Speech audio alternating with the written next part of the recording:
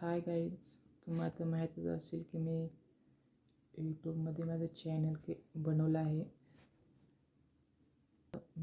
माझं असं आहे की मी लास्टच्या आठवड्यात माझा फार्मसीचा जॉब होता तो मी सोडून दिलो आणि आता मी दुसरं काहीतरी करत आहे, ऑपॉर्च्युनिटी बघत आहे.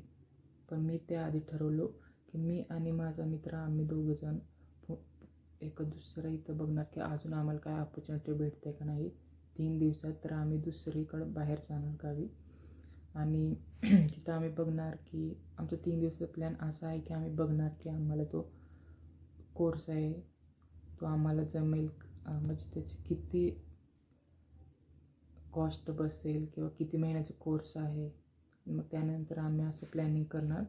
नंतर मग आम्ही घरच्यांना विचारणार की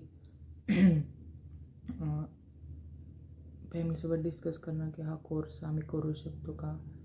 केल्यानंतर आम्ही सांगू की आमच्या फॅमिलीला कसं आम्ही हा कोर्स करून जॉब भेटतो, काय होते. For example medical coding, clinical research असं वेगवेगळे जे आहेत ते आम्ही बघू शकतो. आणि लास्ट ऑप्शन तर आहेच आपला हॉस्पिटल फार्मसी. तर मला वाटतं की मी 3 दिवस हा बघावं.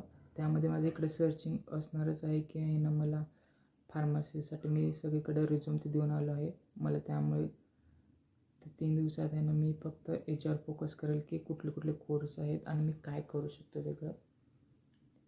बस इतकंच. मी या 3 दिवसानंतर तुम्हाला सांगते काय काय झालं आणि आम्ही काय ठरवलं.